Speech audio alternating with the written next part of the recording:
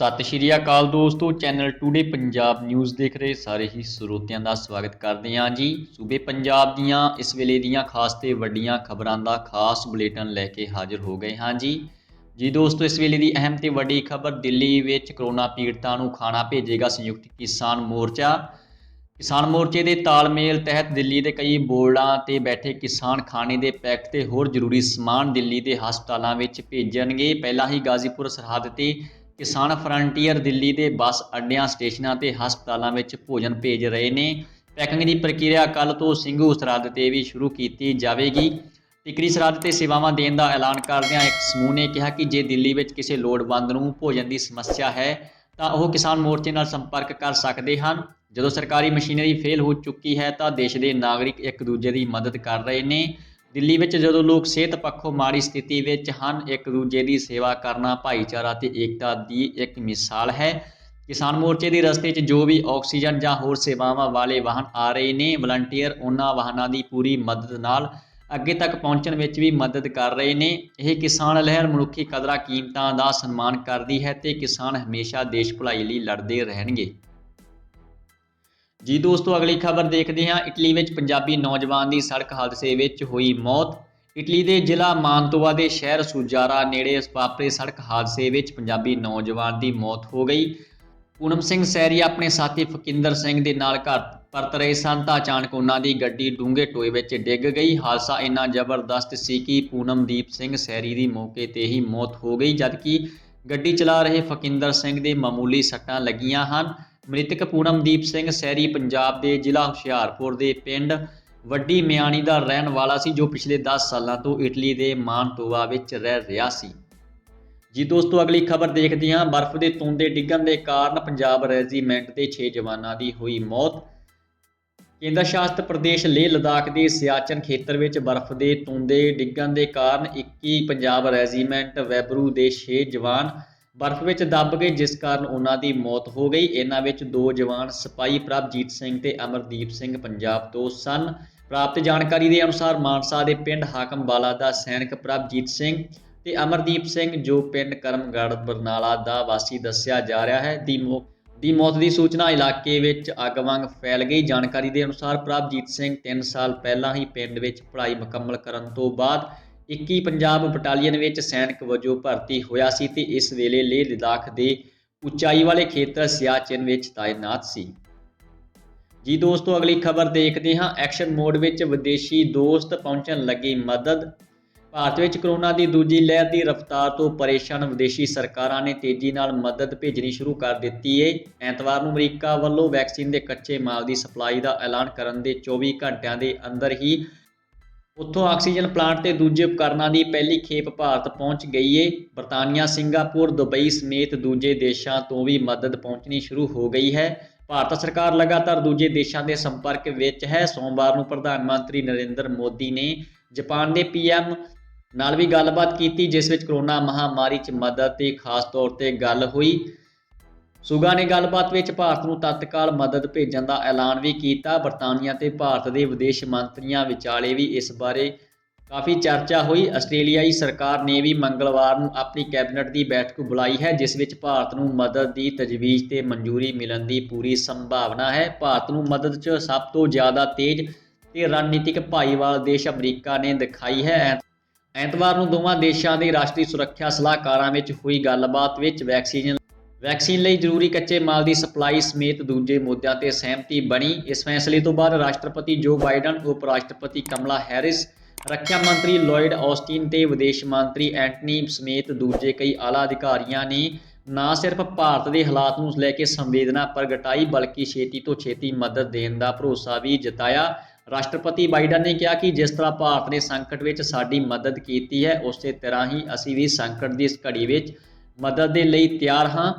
ਐਤਵਾਰ ਨੂੰ ਨਿਊਯਾਰਕ ਤੋਂ ਛੋਟੇ ਆਕਸੀਜਨ ਕੰਸਨਟਰੇਟਰ ਕੁੱਲ ਗਿਣਤੀ 318 ਦੀ ਪਹਿਲੀ ਖੇਪ ਏਅਰ ਇੰਡੀਆ ਦੇ ਜਹਾਜ਼ ਰਾਹੀਂ ਦਿੱਲੀ ਲਈ ਰਵਾਨਾ ਵੀ ਕਰ ਦਿੱਤੀ ਗਈ। PM ਮੋਦੀ ਨਾਲ ਟੈਲੀਫੋਨ ਤੇ ਗੱਲਬਾਤ ਤੋਂ ਬਾਅਦ ਜਾਪਾਨ ਵੱਲੋਂ ਵੀ ਕਿਹਾ ਗਿਆ ਕਿ ਉਹ ਭਾਰਤ ਨੂੰ ਸੰਵੇਦਨਸ਼ੀਲ ਤਕਨੀਕ ਤੇ ਹੋਰ ਸਾਜ਼ੋ ਸਮਾਨ ਦੀ ਸਪਲਾਈ ਕਰੇਗਾ। ਦੇਸ਼ ਦੇ ਹਸਪਤਾਲਾਂ ਵਿੱਚ ਆਕਸੀਜਨ ਦੀ ਕਮੀ ਨੂੰ ਦੇਖਦੇ ਹੋਏ ਫਿਲਹਾਲ ਦੁਨੀਆ ਭਰ ਤੋਂ ਆਕਸੀਜਨ ਕੰਸਨਟਰੇਟਰ ਲਿਆਉਣ ਦੀ ਵਿਵਸਥਾ ਕੀਤੀ ਜਾ ਚੁੱਕੀ ਹੈ।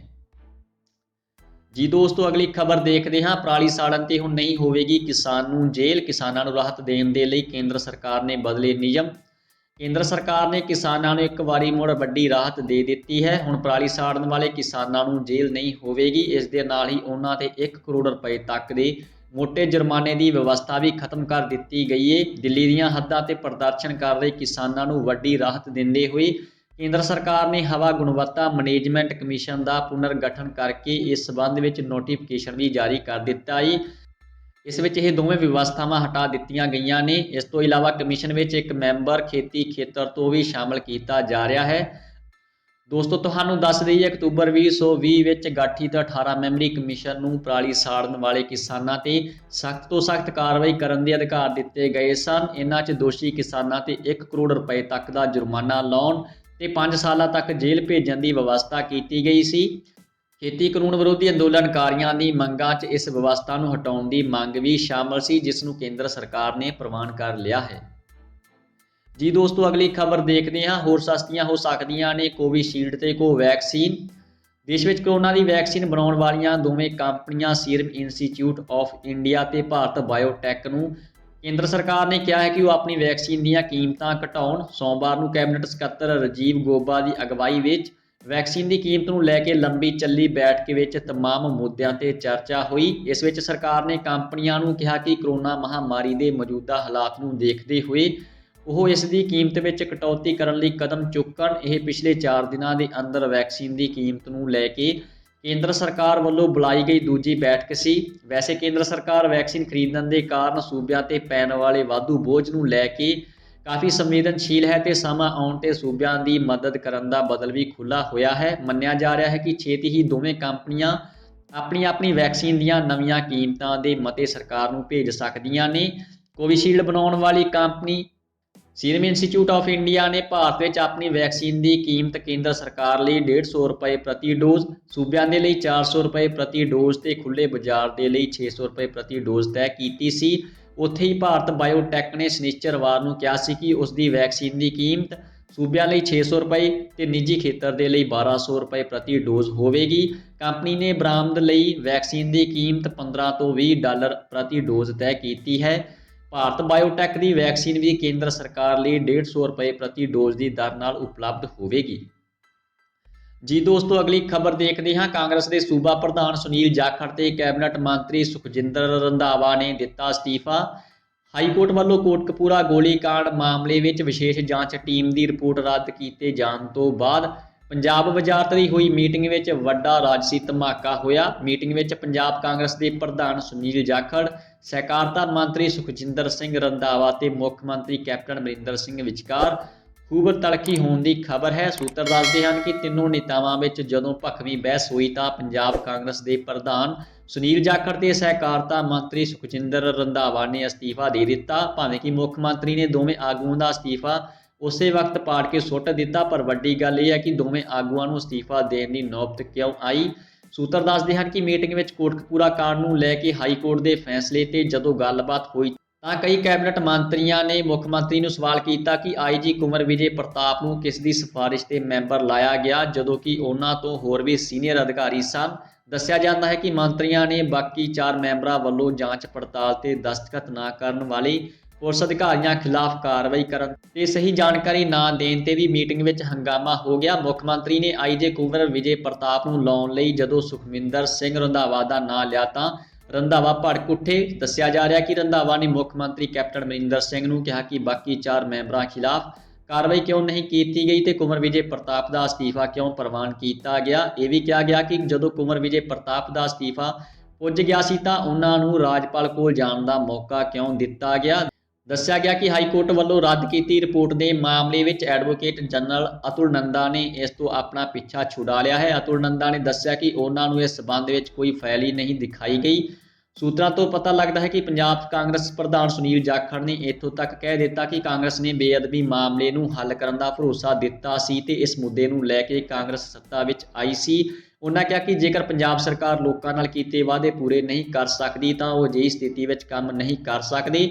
ਇਹਨਾਂ ਕਹਿਣ ਤੇ ਉਹਨਾਂ ਆਪਣਾ ਅਸਤੀਫਾ ਦੇ ਦਿੱਤਾ। ਜਾਖੜ ਨੇ ਮੁੱਖ ਮੰਤਰੀ ਨੂੰ ਕਿਹਾ ਕਿ ਮੇਰਾ ਅਸਤੀਫਾ ਪ੍ਰਵਾਨ ਕਰਕੇ ਕੁੱਲ ਹਿੰਦ ਕਾਂਗਰਸ ਦੀ ਪ੍ਰਧਾਨ ਨੂੰ ਭੇਜ ਦਿੱਤਾ ਜਾਵੇ। ਸੂਤਰ ਦੱਸਦੇ ਹਨ ਕਿ ਮੀਟਿੰਗ ਵਿੱਚ ਨਵੀਂ ਸਿੱਟ ਬਣਾਉਣ ਲਈ ਸਾਰੇ ਅਧਿਕਾਰ ਮੁੱਖ ਮੰਤਰੀ ਕੈਪਟਨ ਅਮਰਿੰਦਰ ਸਿੰਘ ਨੂੰ ਦੇ ਦਿੱਤੇ ਗਏ ਨੇ। ਜੀ ਦੋਸਤੋ, ਅਗਲੀ ਖਬਰ ਦੇਖਦੇ ਹਾਂ। ਰਿਸ਼ਵਤ ਲੈਣ ਦਾ ਥਾਣੇਦਾਰ ਵਿਜੀਲੈਂਸ ਨੇ ਕੀਤਾ ਕਾਬੂ। ਵਿਜੀਲੈਂਸ ਬਠਿੰਡਾ ਦੀ ਟੀਮ ਨੇ ਰਿਸ਼ਵਤ ਲੈਣ ਦੇ ਦੋਸ਼ ਵਿੱਚ ਗੁਰੂ ਹਰਸਾਏ ਥਾਣੇ ਦੇ ਥਾਣੇਦਾਰ ਨੂੰ ਹਿਰਾਸਤ ਵਿੱਚ ਲੈ ਲਿਆ। ਇਸ ਸੰਗੀਨ ਮਾਮਲੇ ਬਾਰੇ ਜਾਣਕਾਰੀ ਦਿੰਦੇ ਹੋਏ ਵਿਜੀਲੈਂਸ ਦੇ ਡੀਐਸਪੀ ਕੁਲਦੀਪ ਸਿੰਘ ਭੁੱਲਰ ਨੇ ਕਿਹਾ ਕਿ ਦਰਸ਼ਨ ਲਾਲ ਏਐਸਆਈ ਥਾਣਾ ਗੁਰੂ ਹਰਸਾਏ ਵਿੱਚ ਤਾਇਨਾਤ ਸੀ।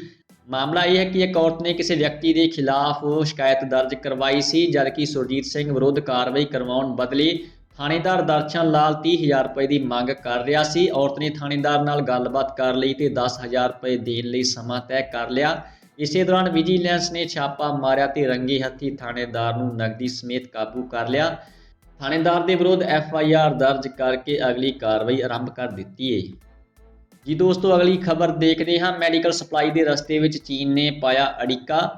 ਭਾਰਤ ਬਾਰੇ ਚੀਨ ਦਾ ਦੋਹਰਾ ਰਵੱਈਆ ਇੱਕ ਵਾਰ ਫਿਰ ਤੋਂ ਉਜਾਗਰ ਹੋਇਆ ਹੈ। ਇੱਕ ਪਾਸਾ ਇਹ ਕਰੋਨਾ ਵਾਇਰਸ ਮਹਾਮਾਰੀ ਨਾਲ ਲੜਨ ਵਿੱਚ ਭਾਰਤ ਦੀ ਮਦਦ ਲਈ ਪੇਸ਼ਕਸ਼ ਕਰ ਰਿਹਾ ਹੈ, ਦੂਜੇ ਪਾਸੇ ਇਸ ਨੇ ਮੈਡੀਕਲ ਸਪਲਾਈ ਦੇ ਰਸਤੇ ਵਿੱਚ ਰੋੜਾ ਵੀ ਬਣ ਚੁੱਕਾ ਹੈ।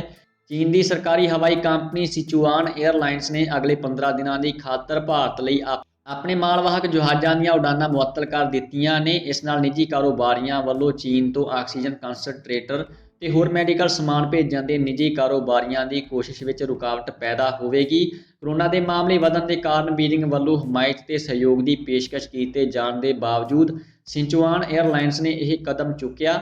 ਸੋਮਵਾਰ ਨੂੰ ਵਿਕਰੀ ਏਜੰਟਾਂ ਨੂੰ ਲਿਖੇ ਇੱਕ ਪੱਤਰ ਵਿੱਚ ਸਿਚੁਆਨ ਕਾਰਪੋਰੇਸ਼ਨ ਲਿਮਟਿਡ ਨੇ ਕਿਹਾ ਕਿ ਚੀਨ ਤੋਂ ਆਕਸੀਜਨ ਕਨਸਨਟਰੇਟਰ ਦੇ ਕਾਰੋਬਾਰ ਦੀਆਂ ਕੋਸ਼ਿਸ਼ਾਂ ਵਿਚਾਲੇ ਅਸੀਂ 6 ਰੂਟਾਂ ਤੇ ਉਡਾਨਾਂ ਮੁਅੱਤਲ ਕਰ ਦਿੱਤੀਆਂ ਨੇ। ਇਹਨਾਂ ਵਿੱਚ ਸ਼ਿਆਨ ਦਿੱਲੀ ਰੂਟ ਵੀ ਸ਼ਾਮਲ ਹੈ। ਪੱਤਰ ਵਿੱਚ ਕਿਹਾ ਗਿਆ ਕਿ ਭਾਰਤ ਵਿੱਚ ਮਹਾਮਾਰੀ ਦੀ ਸਥਿਤੀ ਨੂੰ ਦੇਖਦੇ ਹੋਏ 15 ਦਿਨਾਂ ਦੇ ਲਈ ਇਹ ਫੈਸਲਾ ਕੀਤਾ ਗਿਆ ਹੈ। ਇਸ ਤੋਂ ਬਾਅਦ ਸਥਿਤੀ ਦੀ ਸਮੀਖਿਆ ਕੀਤੀ ਜਾਵੇਗੀ।